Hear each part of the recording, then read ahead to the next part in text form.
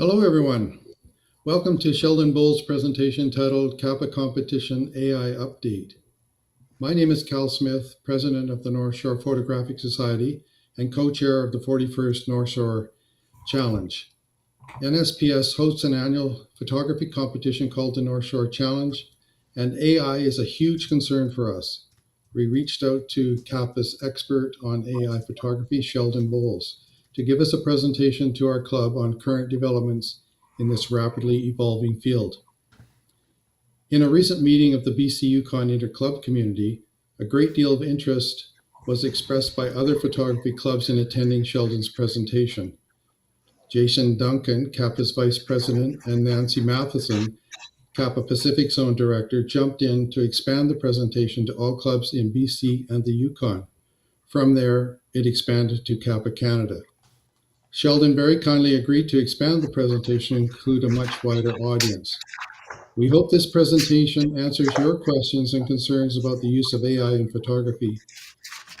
Thank you, and over to you, Lyle. All right, everyone. Well, thanks for joining us this evening. Couple of little administrative things. And then I'll do a quick introduction of Sheldon. Jason is in transit right now, so we've handed it over to me. One of the things that's going to make it easy, because we could have several hundred people on the live stream tonight, we're already over 100, is that when you are have any questions, if you just type the letter Q before you comment, that you put into the comment section on YouTube, and I'll be monitoring that throughout the presentation. And then when Sheldon's ready to take questions, we'll be able to bring those up and I'll be able to present those questions for him.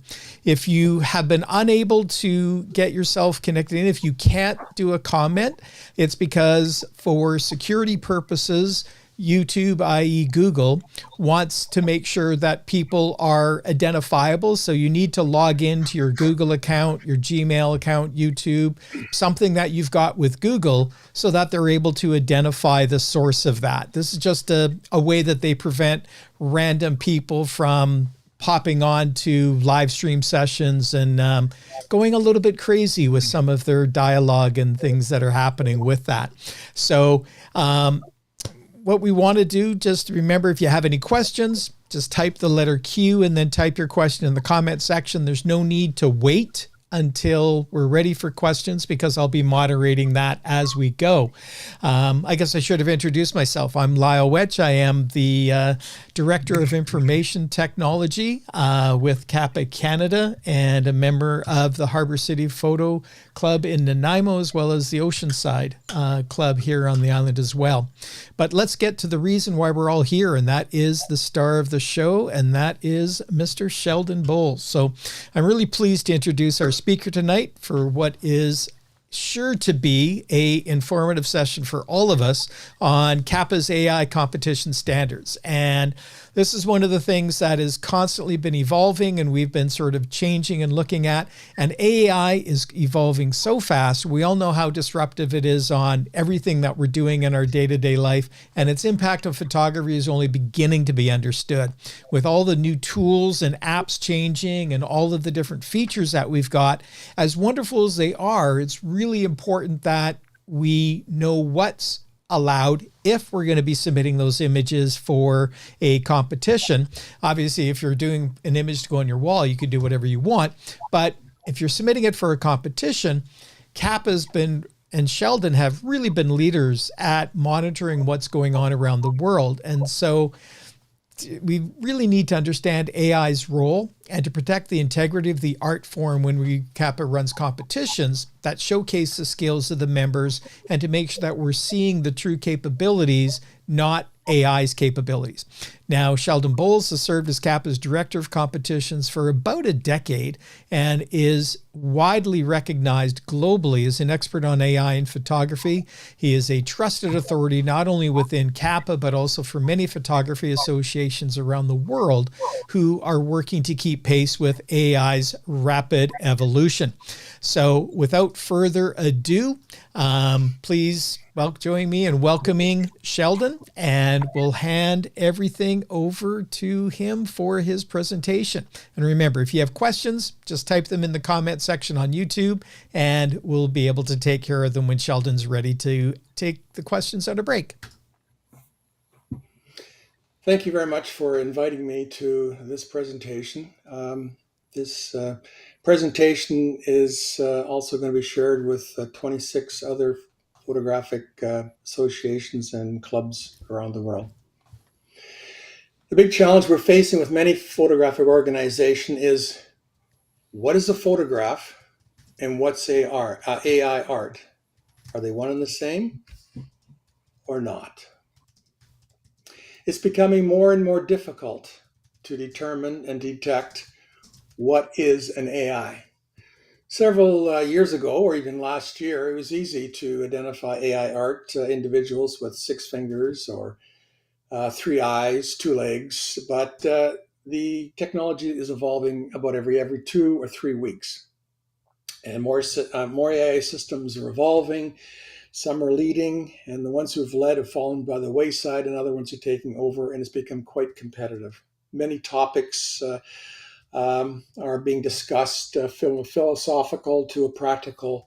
As an example, I have a 13-member AI advisory committee group consisting of academics and also a representative from 3 or 4 international photographic associations that joined and we discuss.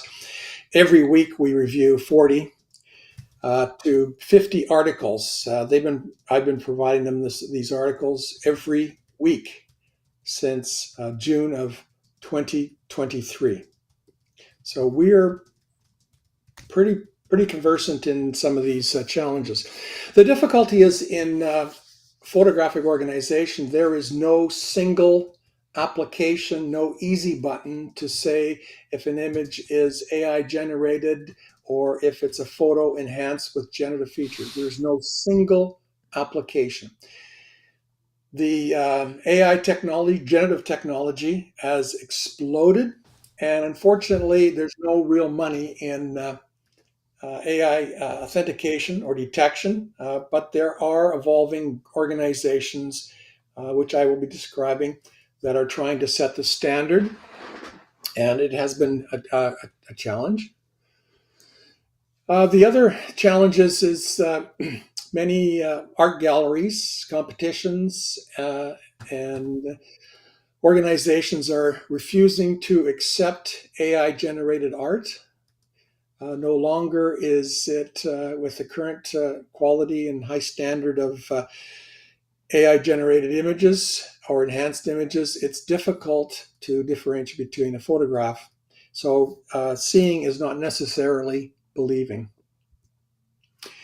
In Canada, most countries have a Copyright Act. Canada is, I think our act is last was updated in 2012. I think we're probably the last surviving. So the area on the left represents the Canadian and most Copyright Acts countries, is that an artist, a photographer, a painter, they're protected under the Copyright Act and as well as what's deemed intellectual property. They own it, they created it.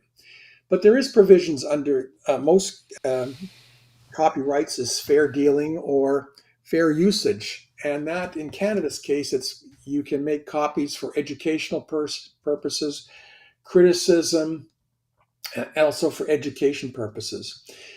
Whereas the AI are come along, and what they've done is all the AI systems are built on data sets, and basically the AI bots go out and search all the images on internet or any social media, scraping images, and has resulted in several civil suits. Many of the notable ones are in the United States. Recently, there's one in Germany, one in England, outlining issue. The issue is that the AI companies are arguing that the images that they scraped, they don't keep, they just train it and then they discard. So they are arguing that they do not physically have a copyrighted image, and to prove copyright, the author has to demonstrate the image created by the AI system has a significant similarities, or it's quite close. Big civil suit now in the United States is the New York Times is suing Midjourney, OpenAI, and recently OpenAI was sued by Disney for using their images of Donald Duck and all their other Disney characters. So it's up in the air. There's no clear delineation insofar as going like what's accepted.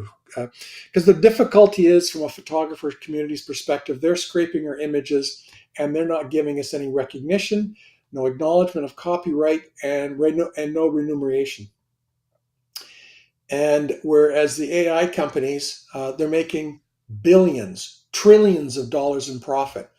And for example, Photoshop, for example, they're increasing their membership by mine increased from $12 to $22. Because you realize these people are producing these products for a profit, not for free usage. They'll introduce features for free at the outset, and then once you get accustomed to it, then they start applying a fee.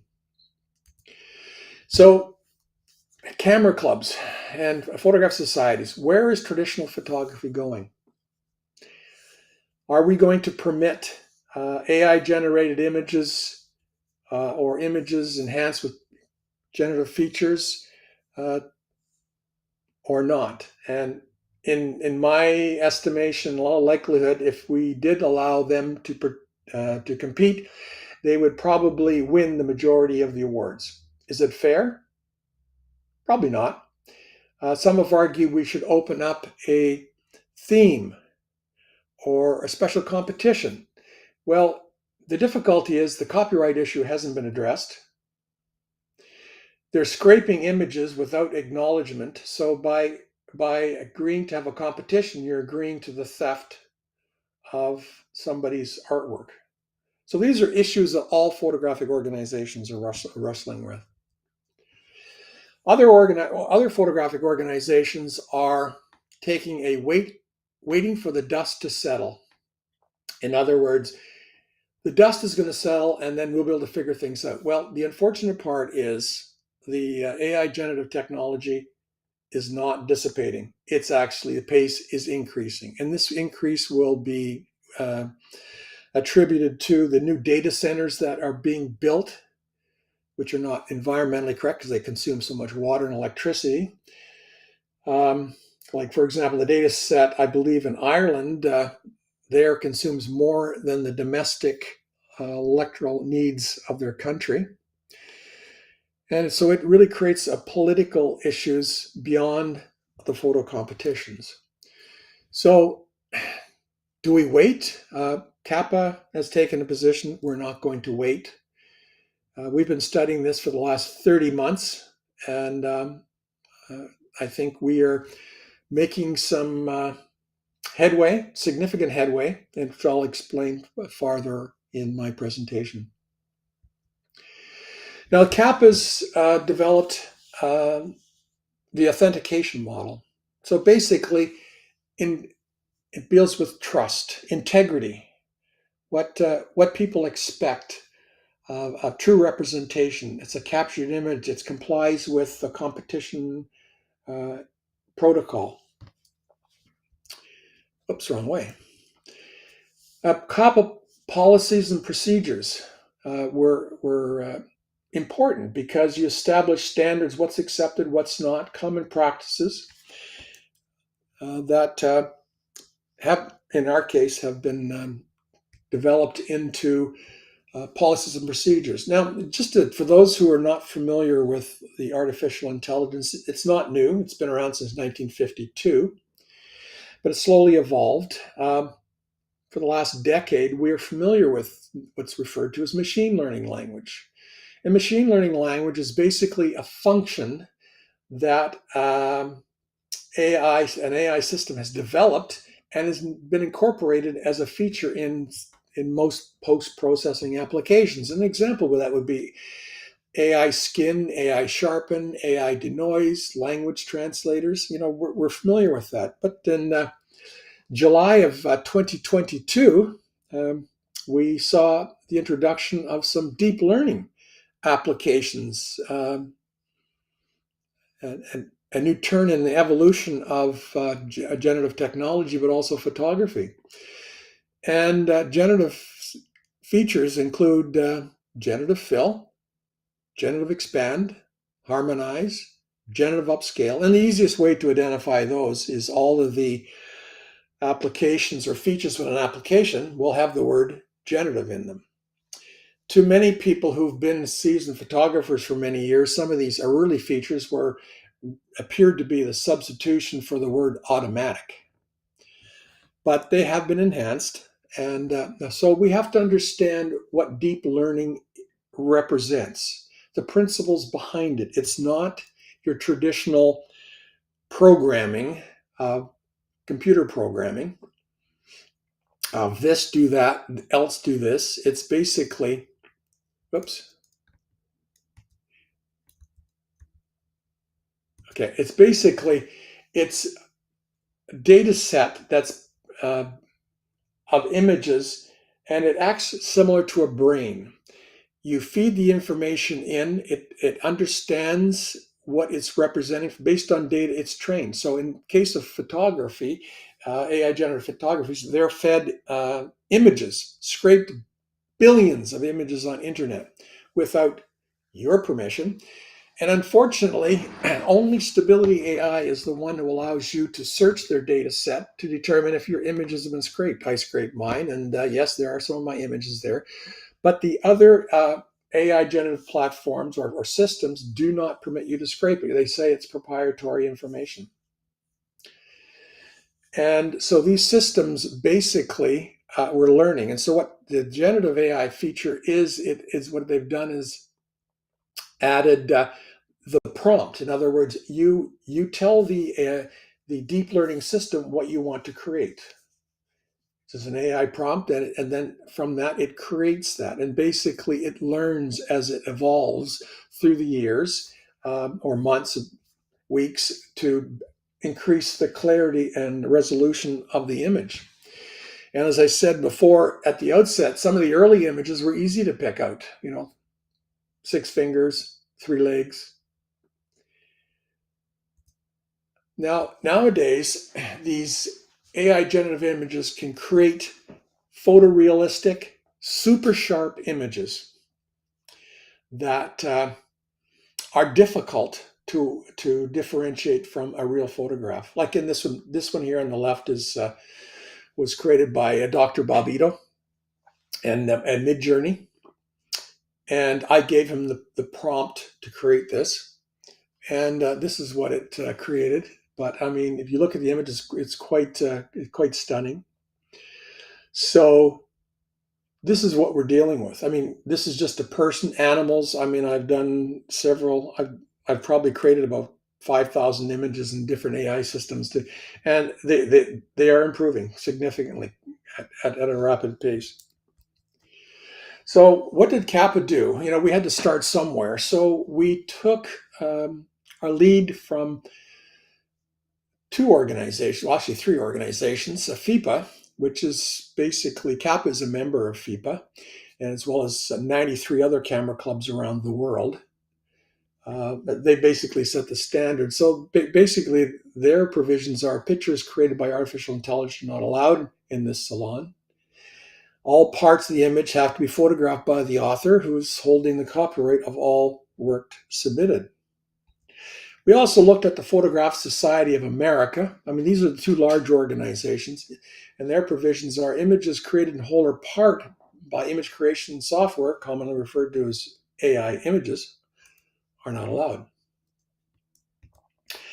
We also went to look at there's an organization called Coalition for Content Provenance and Authenticity. It was started by Google, New York Times, and Adobe. And now there's 5,500 organizations represented. I am CAPA's representative on this committee. If you have time, I encourage you to read this particular document. It gives you a bit of a background. And we in CAPA are promoting this. We're not making it mandatory, but in our documentation, we're demonstrating how it can be activated in Lightroom and Photoshop. It's also incorporated now with all the Google Gemini products, as well as Canon is in their high-end cameras, Leica, Sony. I mean, these are big organizations, so it's a collective effort. And also, this is a good article too. I encourage you to read if you're interested in restoring trust and transparency in the age of AI. So based on all of these documents, we developed our CAPA policies and procedures. It includes our traditional photography, but we've also added AI features to it. This document is on our website under the members' resources, which I'll outline later. All these documents that we have are for our members and the general public, except for the resource ones, to review, share. I do have practice of any documents, presentations that I share with other photography societies. And I've given presentations to other international photo organizations. As far as the farthest one was Mongolia.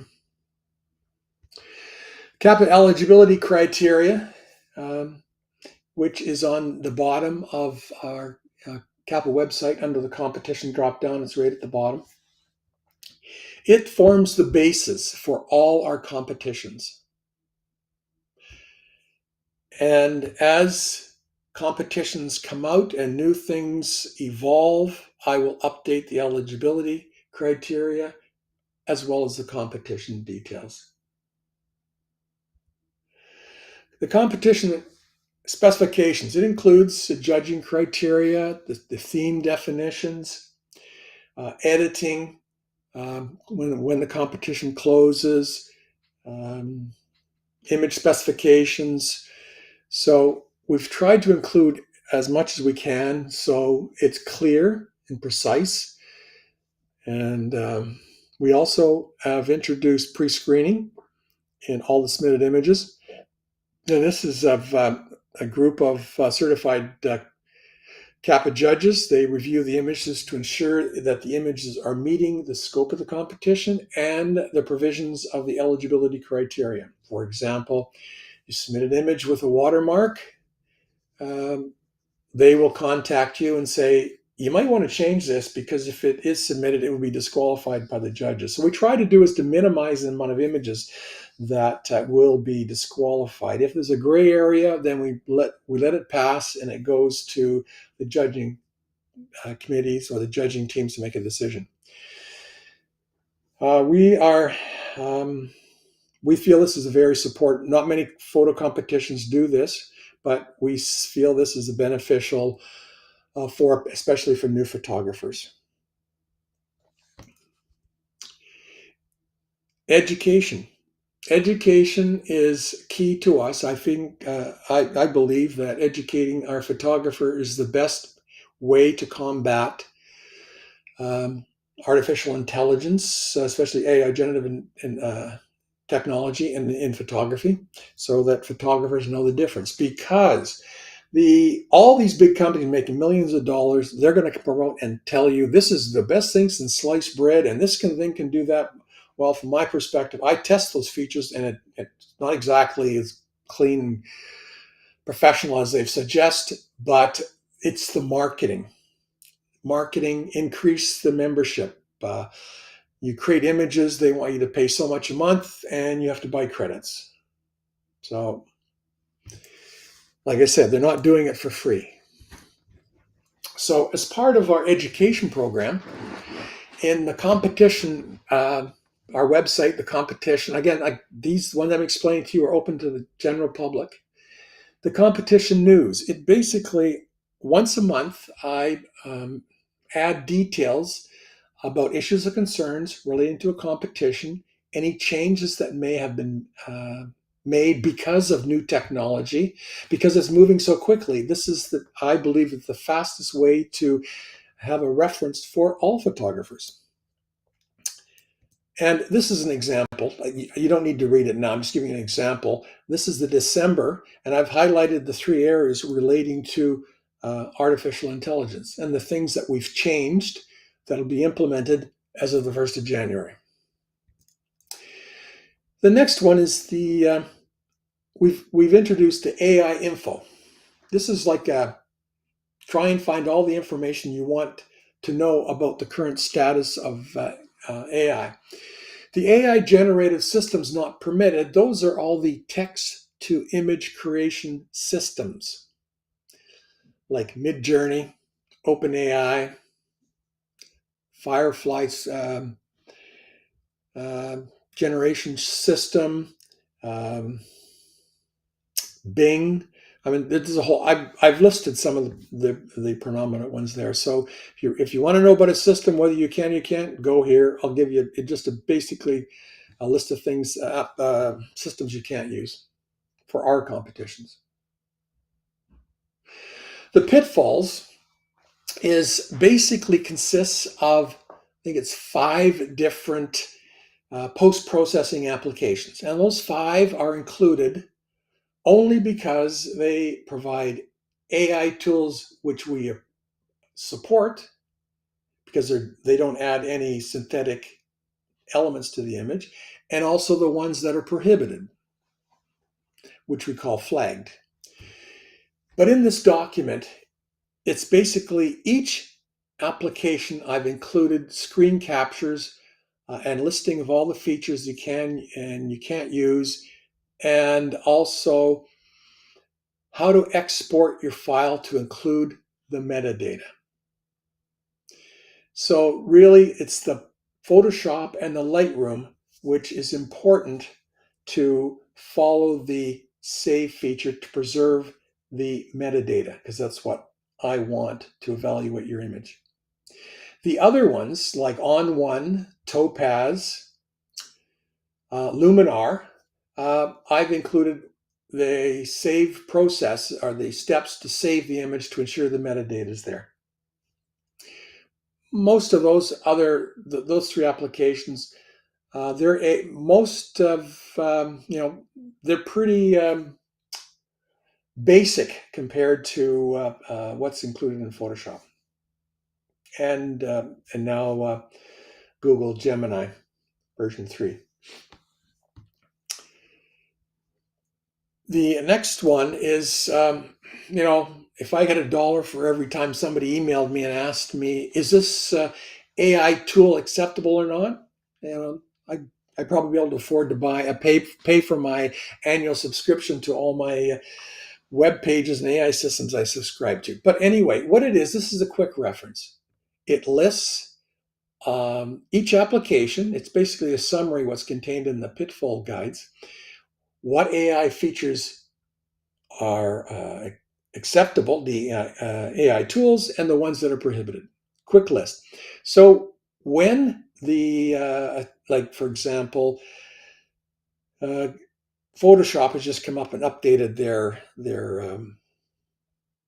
version 27.1, I've included all the new generative features in there. Which ones are prohibited and which AI tools are okay because they don't add any synthetic elements to the image. And the last one is the updated AI editing. This is the location. Anytime I have to make changes to the editing of all competitions, I'll put it in here. So if you're curious about what's changed, you can go to this tab and you can read the details, or you can go to the competition. Probably in the next day or 2, I'll be adding this editing criteria to all the competitions in 2026. And here, this is what it contains. You don't need to read it. I'll give you a summary here. It's the basic details, but I encourage you to read it. when you have a free time. But basically, photographers must retain the original image and use a copy for editing. Original untouched JPEG or RAW file must retain intact and unmodified. So someone will ask, if I send you an original file JPEG, I can tell if it's an original or not. So please if your original is a JPEG, work off the copy. Keep the RAW file, and also preserve the working files with complete unflattened edit files. This is primarily with Photoshop, because sometimes people have the habit of collapsing all of the layers. I want to see all the layers. I want to see if you've complied with our editing criteria, to see if there's any AI generation contained therein. Now, in the same document, it also describes, and these are the primary categories of AI generative features within the photography field. In painting, AI adding or replacing parts of an image. It's adding synthetic images that the photographer did not photograph, that somebody else's creation that's been stored and trained on is added or removed. So when you remove an image, it basically analyzes it and replaces it what it feels that's in there that'll add the shape and other characteristics. Sometimes it's good, sometimes it's not, and it's not as it still has a lot to be developed, even with the latest version of Photoshop. Outpainting, AI expanding photos boundaries with generative elements. Generative elements, again, is synthetic. It's good. It's close. I've done some, and it looks pretty realistic, but it wasn't what the photographer captured. And again, this is the text-to-image system. It's basically an AI-generated image from text description, and it's basically totally AI-generated. And here's some of the difficulties that I have, and this is the reason why I'm asking for the editing criteria. Now, this image on the left is an image I created, AI generated, and this is the metadata. Obvious. I've looked at metadata. Some have been 14 pages long, but that's all it is for an AI generated image. There's no camera details. There's no photographer's name. There's no editing. Another example, this is an image the Cormoran helicopter, Armed Forces Search and Rescue helicopter, the boy sitting on the tarmac. The boy is actually AI generated, but so what people try to do to veil that they've created an AI image, they will do a screen capture of an image and then submit that into a competition. And so that's what it looks like. That's what it looks like if you captured an image and you looked at the metadata. That's what you would see. There's no editing details in there. There's no photographer's name. There's no camera details. And this is also similar to when you export, say, from Lightroom or Photoshop and you do not include the metadata, it'll basically be the same thing. So from an authentication perspective, it tells me nothing. So this is an example. This is a gentleman I photographed in Edinburgh last year. And this is an example. So you've got example camera details. It's not rocket science. And I'll give you some examples on how to explore that. Not all text editors, it's called EXF editors or metadata editors will give you all the details. But so I'll give you an example of an application you can use. So this one here shows camera details and example of editing details. These are all, as a photographer, you're familiar with these. camera details, and also the editing. So they're easy. These are easy things to pick out. Now, in Photoshop, I want to see the layers. So next time you're in Photoshop, and this function works with most historical Photoshop versions. You're in Photoshop, you have an image, press F7, and it'll present the layers as I've shown in this image here. That's what I want to see.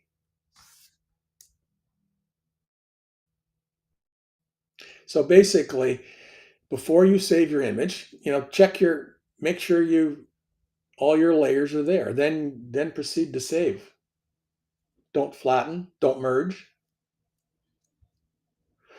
Now, if you're using Photoshop and you activated content credentials, you want to export as.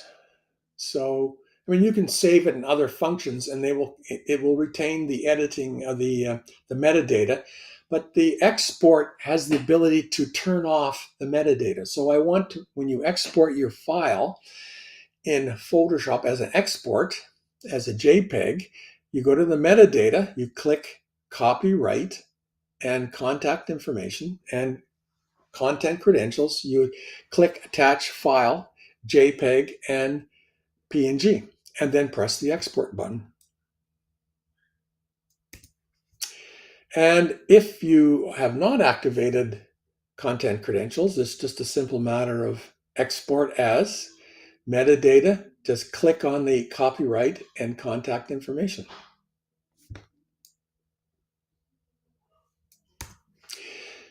Now, if you want to save it, and I suspect many people, photographers, save their images using Save for Web in Photoshop. And in that case, all you have to do is go down to the metadata, select all, it's a drop-down menu, select all, and press done. And then, select saved, and then it will save it, and then you can then export it, submit it to your camera club or submit it to a CAPA. Make sure the dimensions are correct in the lower left-hand corner.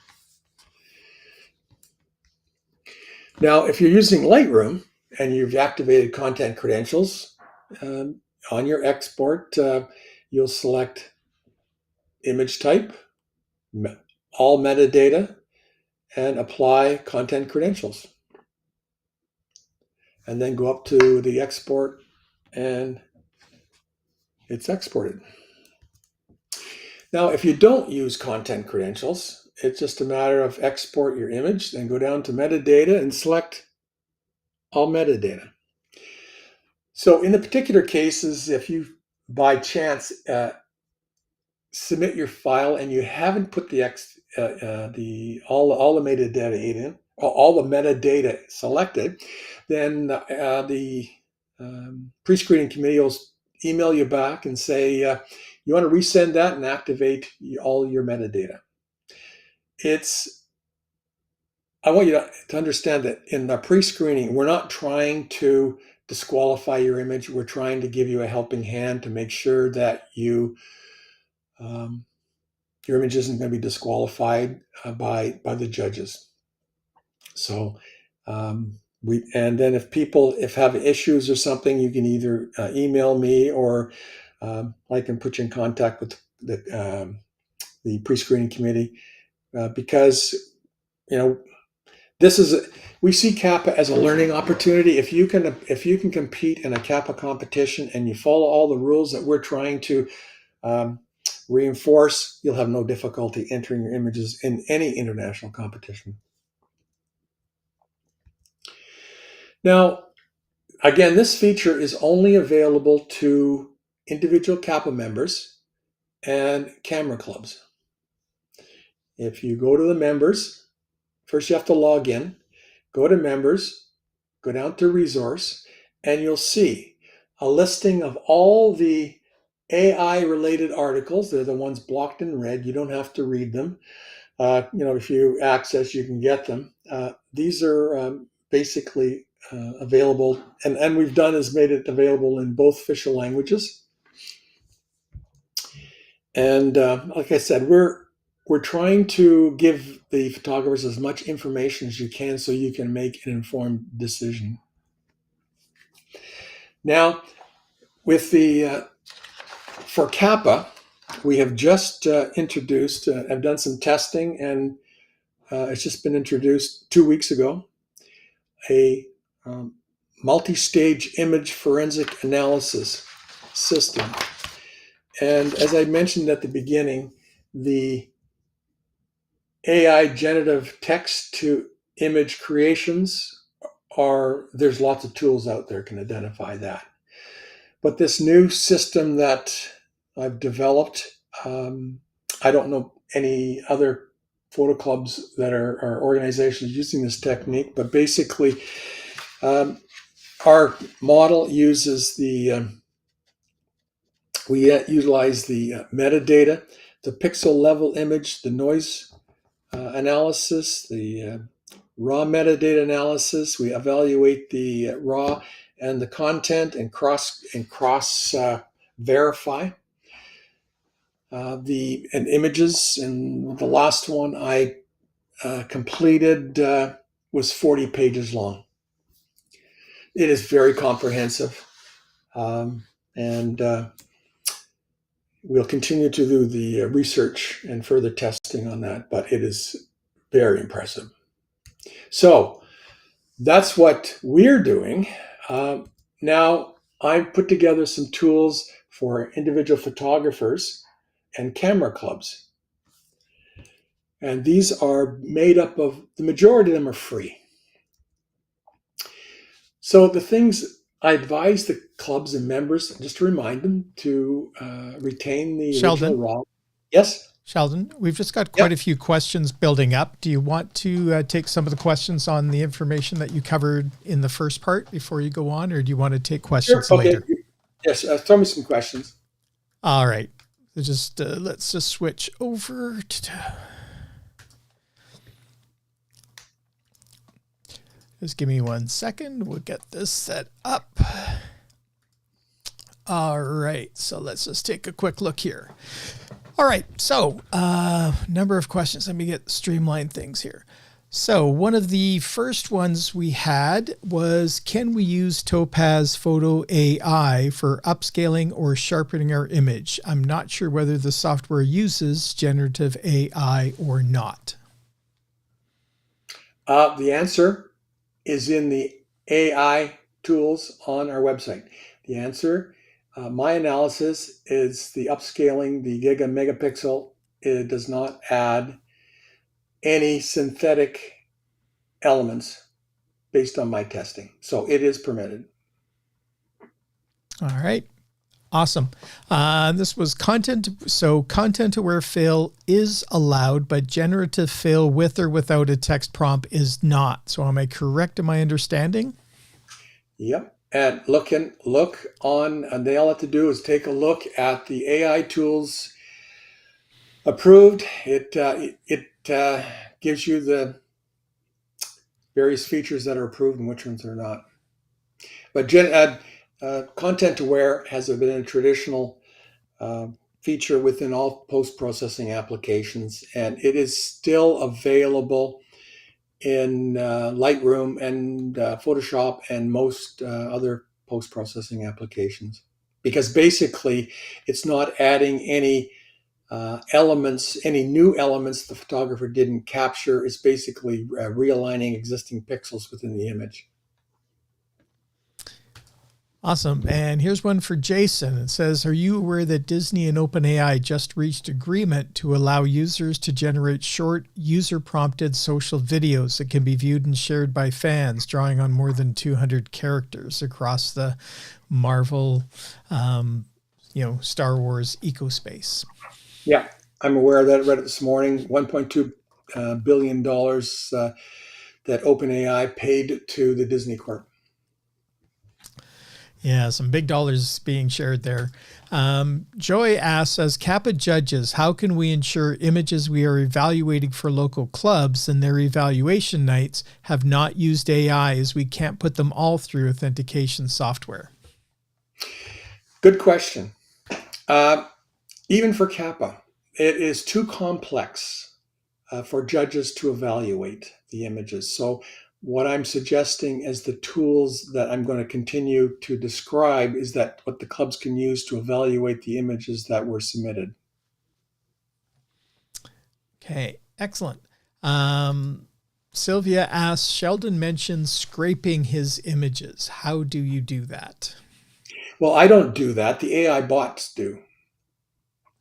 There is a company in I think it's called Laos in Germany. It's a nonprofit organization. They were the first to provide scraped images. They went on the internet and they just scraped the images. So they took copies of all the images, and then the AI systems then subjected them to their AI model, and based on that model and exposure to the respective data set. And there's lots of data sets out there. For example, Midjourney has their own.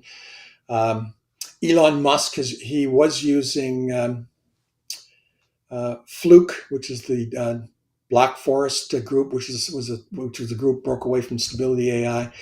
He's then acquired his new data set. So there are data sets out there, and not all AI generative systems use the same data set, and they can then fine tune those systems to correct any deficiencies, and it's continually learning. And so that's kind of in a ballpark of what these AI systems are, how they've developed, and how they're evolving. They're trying to counter the copyright issue by signing billions and millions of dollar contracts, like with Time Magazine and National Geographics and Life Magazine, so they can use their images to train. Because really, the original systems, when they scraped the images, they were low res. Well, when you're getting quality images from Adobe Stock or Time Magazine, these are high quality. So that increases the clarity and quality of the images that are being generated, because they're generated on higher quality images. Excellent. And there's a question that says, is it okay to move objects in a picture? For example, people or animals from one spot to another one?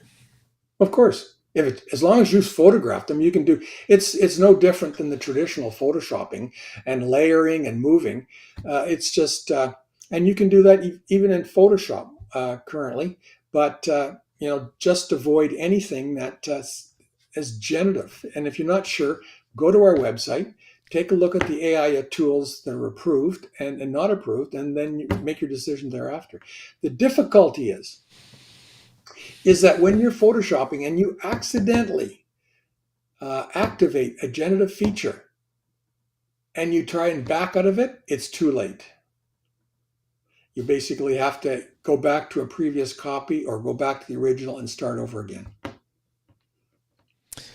All right. And so Lorna asks, can you date the information that you're posting on the CAPA website so that as outside competition coordinators, we can quickly know if there's been an update? Can the information that I'm posting on CAPA website? I guess it's asking for can the articles all be dated clearly to be able to identify when there's something new?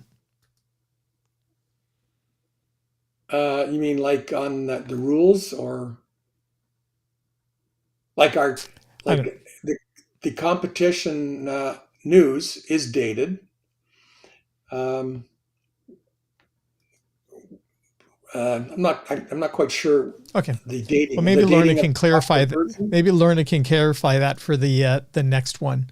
Okay. We do have a couple of interesting ones here. So we've got one here that was asked and said, your list of 7 photo editing apps does not include DxO Photo Lab. Can you please tell us how we can set up DxO Photo Lab to save the photo editing metadata that CAPA now requires? I'd have to look that up. DxO does not contain any AI generative features, so that's why it's not listed. But I'm quite sure if you you Google it on DxO and how to export files. And if I see, DxO just came out with an update just a few days ago. They're always updating on the camera details, so I'm quite confident that they would have the ability. I have DxO myself. I'll have to take a look at that. I didn't include that because it really didn't have the AI generative features. But when somebody submits an image, if it doesn't have the metadata, we'll contact them, and if they need, I can research it for them. Excellent. And we've got another one here that sort of ties into one that Nancy has as well. This one says, I start my workflow in Lightroom and at some points go to Photoshop for further editing before saving back into Lightroom. Will my edits in Photoshop show up in my metadata when I export from Lightroom? And along those lines, Nancy also asks, I use a lot of plugins for editing and bounce my images back and forth out of and back into Lightroom. How does this affect the metadata? What should I do to ensure that I have the right metadata preserved? Well, two things. Just save it in the last application that you process. So if it's Lightroom or if it's Photoshop or any other alternative system, then I will ask you for your original file. I'll analyze your submitted file, and then I'll ask you for if you've and I can tell by analyzing your image what applications. I'll just basically send if you edited in Lightroom. When you're bouncing back and forth, I'll ask you to send me the Lightroom DNG file and the XMP file. That's a sidecar. And in Photoshop, you send me your PSD file. And then based on that and your raw file, I'll analyze all of those individually and then collectively, and then I'll determine if the image has complied with the competition requirements and if there's any AI generative features in there. Oh, right. And so this one here says, I edit in Lightroom. When I export with the all metadata, I see camera settings, photographer, etc. I do not see the details of what I have edited or adjusted. So can you explain how or why you got that, or is that possible within Lightroom? Yeah, you have to export all. The difficulty is that the metadata, what you're looking at is only, if you take a look at whether it's the info data in Photoshop, you're only getting a small segment of the metadata. If you, even if the program I'm going to explain later, it'll only give you a snapshot of the summary of the metadata. I have another application that will look at all of the metadata, and it is, when I combine them all together, it gives me a true picture of what has taken place, bouncing from application to application, what was changed, what was deleted. Okay. We'll take one more and then we'll come back to the rest of these after a bit. This one says, how does the advice to work on a copy rather than the original apply to raw images edited in Lightroom Classic? Lightroom saves your edits to its database and adds the edits to the file on export. It adds the details to the DNG file. It does not edit the raw file. So I will ask for the DNG file. I will in Lightroom. I will ask for the DNG file, the original file, and if there's what's called an XMP file, it's called a sidecar. I will analyze all of those. Excellent. And we'll take one last one here, and then we'll move on. It says, is removing part of the image with generative AI in Lightroom acceptable? I figure this is an easy one. No. Yeah. The minute you use the word generative. The answer is take a look at the pitfall document for Lightroom. And it gives you an indication of what you can and you can't use insofar as remove. You can let's see, I'm just going to see. Yeah, it's all laid out. If you take a look at the pitfall document for Lightroom, it'll show you the different options and which ones you can and which ones you can't use. All right. Well, we'll come back to these questions, the remaining questions afterwards. We'll let Sheldon get back to the presentation. So if you have any more questions, just keep typing them into the comment section and we will get to them when we have the chance. Okay. The other thing too, as either a camera club or a photographer, if you like, say for example, if you're a camera club and you're having a competition and you want to know about a particular image, you look at the image, then you use this program called metadata2go.com. It's free. Also, if it was photographed, if it's processed in Adobe, ask them to give you their photo file, their PSD file, and then it's just a matter of looking at it and to confirm, pressing your F7 to review the layers to ensure that they're intact. Now, using the metadata to go is quite easy. It's again, it's a free website. So you just click on the choose the file, and it's just a matter, it loads the file, and then you scroll down and it gives you the camera setting, the software versions used, editing history and operations applied, date and time. This is probably the second best way of evaluating your image.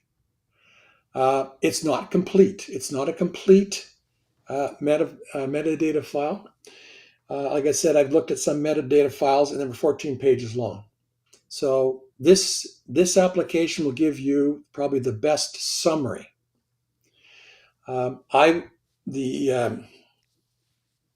The metadata application I use is probably the most comprehensive. And so I combine all of the metadata analysis, the image, the forensic noise analysis and error logs, and then combine all those in and then cross-validate them with all of the data to determine consistencies and inconsistencies. And if you're processing images in Photoshop or Lightroom, and if you've used the content credentials or not, you can check your image by going to verify.contentauthentication.org. So it's just a matter of loading your file up, and this is an example of one of my images that I've applied the AI expand to. And if you look in the second row down on the far right, there's an indication of the area that has been added to the image. As you'll note here in the box that's highlighted, it'll indicate it's basically a summary. It says the image combines multiple pieces of content. At least one was generated with AI tool. This system's also good too. I've used this in the past where somebody thinks they're quite ingenious, and they go into the metadata and they look for words like Adobe Firefly or generated image, and they will delete those. And when they run the program image through this application, it'll come back and say it's been tampered with, elements have been deleted. Unfortunately, as of April and May of this year, Adobe's updated their Adobe Fly algorithm, and they've removed Adobe Firefly as and also generative AI, and they've incorporated a new encryption method, which makes it quite difficult to detect. But the new forensic approach that we have, we were able to identify those indicators, the encryption. So this is another tool you can use. It's free, and this is what's basically a C2PA. This is that consolidation of firms to support international standard for fighting against disinformation. We also have AI classifiers. They're basically an AI system that's trained on different AI generated systems to take a look at the characteristics. The AI classifier does not even look at the metadata. It looks at the surface characteristics of an image. So through its training of its AI systems, it can identify characteristics that are unique to a specific AI generative text to image system. So in this particular case, it identified as a AI generated. It's 100% confidence. And I already know it was a mid journey, so this is a correct identification. But the key thing is take a look at the models the AI models that they're using. That's what that system is trained on, and there's probably more too. And because some people have looked at only looking at an image, one AI classifier, and the Hive AI one, it was what this one is. This is one of the best. I've tested it last year, and it had about 99% able to identify AI systems of the 1,100 images I created in 11 different AI systems. So it's pretty good, but it's it's not trained at all of them. So that's why you have to in AI systems. Like I said at the outset, there's no one system, so you have to use several to cross verify. So this is the same image analyzed by Site Engine, and this is a very good one. And this is free. However, to register for free, you have to send them or register like a corporate email is what they're looking for. So your personal email, they won't accept it. So if you know anyone's got a corporate email address, plunk that in, and they will let you search 200 images a month for free. And there's a couple more here that are available too. So, I mean, if you're interested in this, these are ones to play with. And it's like in all my presentations, I'm not discouraging people to using artificial intelligence because that's a part of learning. But be clear insofar as when and when not to use AI generators, especially when you're entering images into our competitions.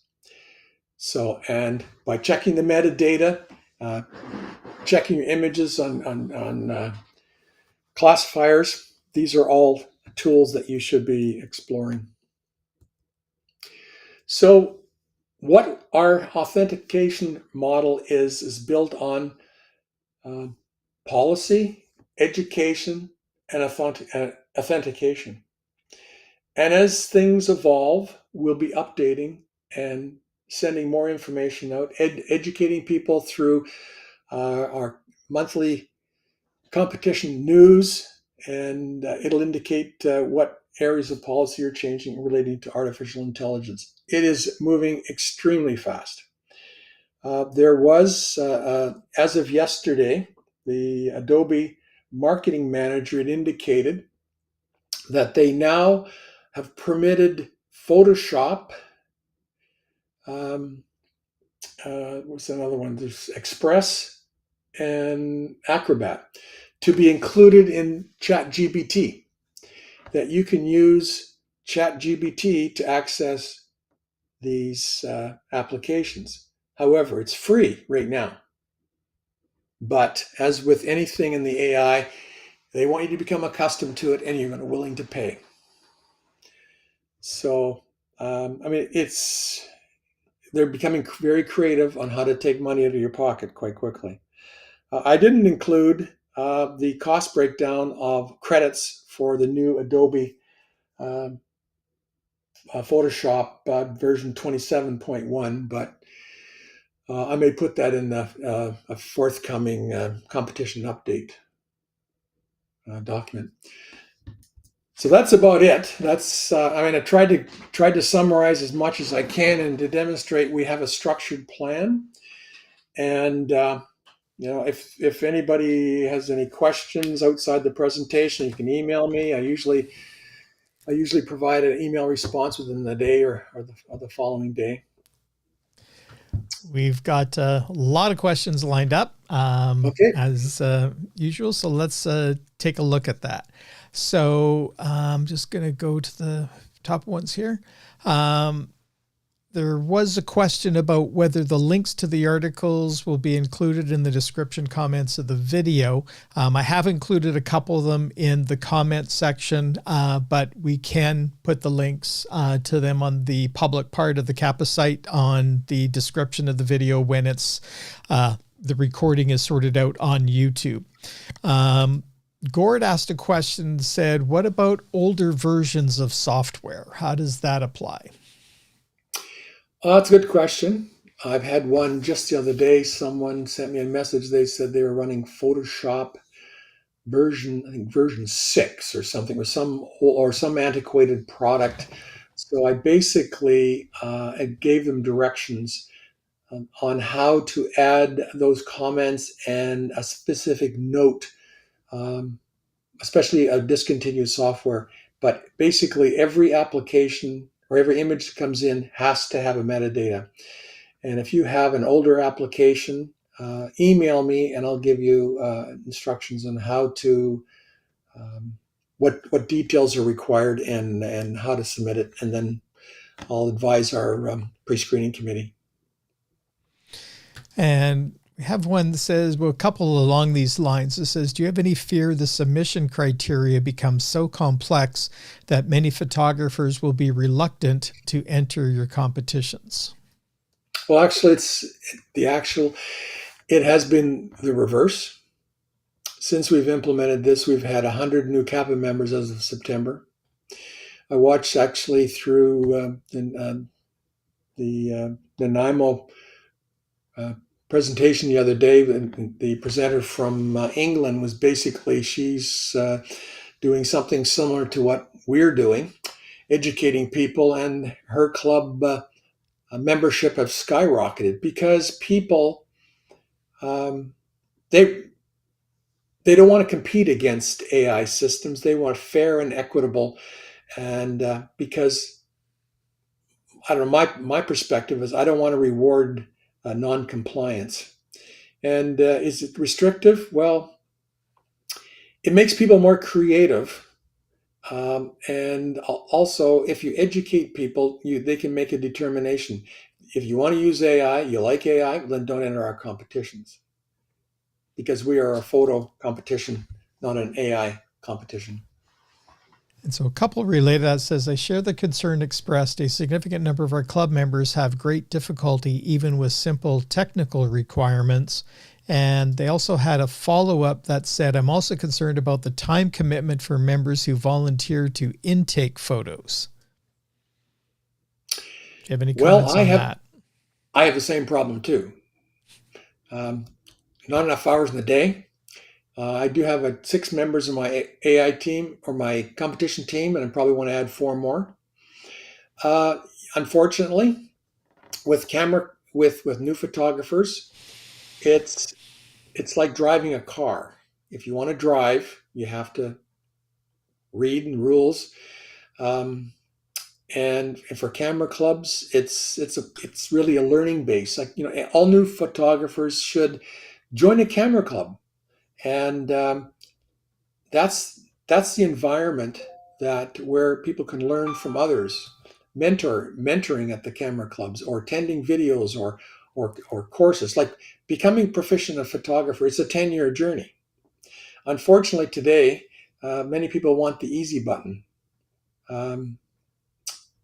It's, you got to make a judgment. It depends on what you want. So like we're trying to, in CAPA, we're trying to teach people, we're trying to educate people.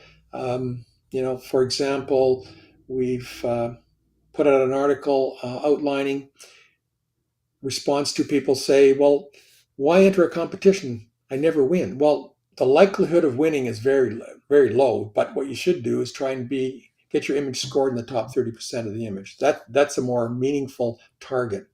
And then when you're in the top 30%, then it's just, you have a higher likelihood of being recognized. So a couple more specific questions. I rename all my raw files on import to include the date the images were taken. Is this okay? Sure, I don't mind. It's not like I don't care what the name is. I'm looking at the content of the raw file. And this sort of goes back to one of the questions where you were talking about not flattening the images before you export. So this one says, I'm a bit confused. I don't flatten my layers, but I do merge them for the final image and then save with the metadata. So what finishes the image of layers? Well, flattening layers and merging layers basically vaporizes most of the editing details that you do. I've just disqualified one individual who it appears he intentionally flattened his image after I asked him for his original file. So, no, don't flatten your file. Don't merge your files. If you want to, then don't enter it into our competition. Because I need the details to authenticate that you've complied with all the provisions of the competition. And so this one, I think you answered this in your presentation. It says, if I use Gen AI on an image, then remove it, will the content credentials be updated to reflect that change back? And I think you mentioned that it's not. No. Yeah. As soon as you press it, you're done. I mean, yeah. I don't make those determinations. That is the Firefly algorithm. That's the way it's been configured. And question from Lorna says, are neural filters allowed? Yes. Okay. Short question, short answer. Next one is, as long as you're using your own pixels to make a change, such as content aware fill. Yeah, that's okay. Okay. You're not using any generative feature. That's if you use the traditional post-processing applications, there's not a problem. As soon as you go to use a function that says generative AI or generative, then that should raise some suspicions. If you're not quite sure, go to our website under competitions and take a look at the AI approved tools. And that'll tell you. If not, email me and I can provide you the clarity. All right. So Lorna provided a clarification of the question we had earlier, and it said, on each article you post on the CAPA website, can you put a date of the update at the beginning of the article? And there was a further follow-up to that by somebody else that said, further to Lorna's questions about the date on the documents, can documents like Photoshop AI pitfalls include a date or a version number to help people stay current? Yeah, well, they're all current. They're the most current out there, but I can put a date on it. It's not realistic for me to maintain different versions. So I'm going on what the latest version is. But the AI tool listing of what's approved and what's not approved is historical because they don't usually change that much. Sometimes they'll shift, but not that significant. Yeah, I guess the key is that if in the article title or something clear, it shows what the date is, it saves somebody from comparing a version that they have with what's on the website to see if there's a change that's been made. I guess it's just an easy way to be able to tell if it's something new as opposed to constantly having to go onto the website and download whatever documents there if it's the same as the one that they already have and have reviewed. All the documents under resources are the most current. Right. But if I go into resources and download that document today, and a week from now, you have updated it and updated a newer version of that document, if there's no labeling to let me know that that was a December 25th version as opposed to a December 11th version. Yeah. The only option I have is to sort of download that and compare that with what I've got side by side. So I think people are just looking for a way to be able to tell if there's something new in the title would be a date. That would be helpful. Yeah, good point. I'll make those changes tomorrow. Okay, perfect. We got Pam says, I see these are not listed, but not sure if you have looked at Snapseed or PicMonkey or Affinity editors and if they have AI features or have shared editing metadata. I have looked at one. I can't remember the name of it. There was a question came in from, I think it was Trillium Photography, or is it Niagara? I'll have to take a look at. One of them I looked at, it did have basically all these applications online. They have a tendency of, when you upload them, they strip the data, and it doesn't give me any indication of what functionality you have. So if you just email me those features, and I'll take a look at them, and then I'll add them to the list. All right. I don't create DNG files, only TIFF and JPEG files, or save XMP sidecar. Is that an issue? No, it's not a problem. If you send me the TIFF file and the JPEG and the sidecar, not a problem. Okay. If I've done my edits on the original rather than a copy, if I reset the original, then make a copy and redo my edits, will that be a corrupt file, or would it have the info that you need? It wouldn't be deemed an original file. The metadata and the metadata in our analysis system will identify that. Right. For CAPA nature wildlife competitions, we're not allowed to add or subtract pixels. How can a file exported from DxO Photo Lab document that this is the case for an image? Well, I'd have to analyze the image. If that individual would send me his picture of his pixel file he's referring to, or this DxO file, I'll provide a response. All right. Do I understand correctly that it is not allowed to expand the canvas when editing an image as long as it doesn't add any elements that weren't in the original image? Expanding the image, expanding it with AI expand, or is it just expanding the canvas and then it's not quite clear. You're expanding. How's the image being expanded? Are you just expanding the boundaries with generative AI, or are you just expanding it as to add additional space on each side? I think that came in from Lance Gitter. So yeah. Lance can email me. I can give him further details. Here's an interesting one that a couple people have sort of mentioned. It says, if you use focus stacking in Photoshop, I think it always merges the images at the end. How do you address that?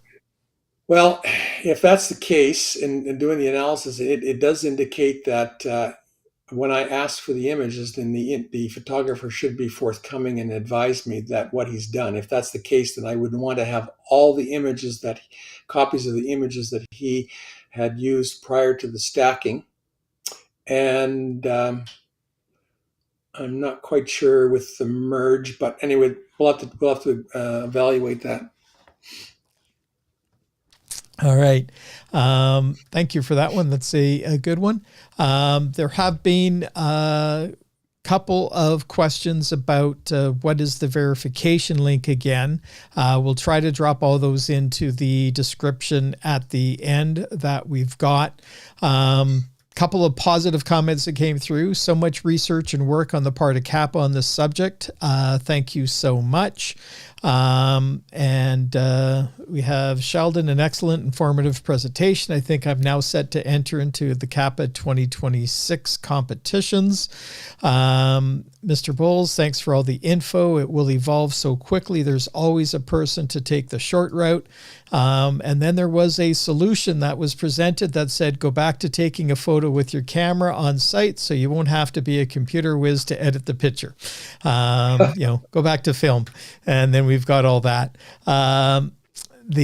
Also a thank you for your comment about making your competitions fair and equitable. To me, photography is all about making the art yourself, not having a machine do it for you. And here's an interesting one. This sort of goes back to the comment about trying to get around the process. This one sort of says, how do you detect this? A person uses text prompts to generate an image, then uses their camera to photograph it as it appears on their computer screen, resulting in a RAW file with XFIF data. Easy. Use AI classifier. Because like you said, the AI classifier doesn't look at the metadata, it looks at the characteristics of the image. Always ways to sneak things in. Oh yeah, this, All right. I in my time in the 10 years, I have seen so many people come up with interesting and creative ways to circumvent the competitions. And I'm, I don't want to get misrepresent. This is only like probably 0.1% of all the photographers.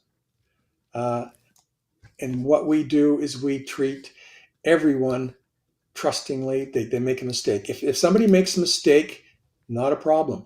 And what we do in CAPA, if you inadvertently have an image disqualified, I don't put the picture on in the magazine. I don't post it on the internet. I don't indicate that you had your image disqualified in the final report. All we do is we take that image off the tabulation and we add in the total image disqualified one number. It's a learning opportunity. But the difficulty is that when I find somebody who intentionally tries to deceive, then that's an issue. And that we've had one case like that where I've had to escalate it to the board and the individual was suspended from our association for 2 years. Yeah, typically we don't have a wall of shame like Walmart or Canadian Tire where we put your pictures at the back of the magazine of the people that used AI. Watch for these shoplifters. That would be a little bit harsh. On the other tools, there was a Arte Image Enhancer and Arte Image Matty tools. Can they be used? AIARTY. I'm not familiar with that, but I'll check into it. All right. We also have an interesting one here. It says, I have years catalogs of raw files. However, they have been edited. These would never be okay for submission? ? Well, you shouldn't be able to edit a raw file. You should be, in most cases, the editing is done in a DNG file or a PSD file. All right. And it seems to be the majority of them. I apologize to anybody if we have missed any of those. There have just been a couple of other positive comments that I see here quickly. Great presentation. Thank you. Great job hosting this webinar. Very professional. Thank you both. And so we've got lots of little questions. So we'll just bring Cal and Nancy back in just so we can wrap things up for the evening. All right. Thank you very Cal, much, Sheldon. Yeah, thank you. Thank you very much, Sheldon, for taking the time. And I'm glad we were able to share it with lots of people. Hopefully that'll save you a bunch of other presentations. Yeah. So thank you very much. All right, everybody. Thanks for joining us. Have yourself a great evening. And the link that you were provided to be able to see this live stream will always allow you access to the full recording of this online. It's also on CAPA Canada's YouTube channel on the front page. of the YouTube channel, and we will be very shortly converting this into French using AI, but we're not submitting it to a competition. So we will have it available on both official languages on our site. And we'll see how Sheldon sounds doing the presentation in French. But thanks for joining us, everybody. Have yourselves a wonderful weekend, and good luck with getting your photos and submitting everything. Thanks very much, everybody. Have a great weekend.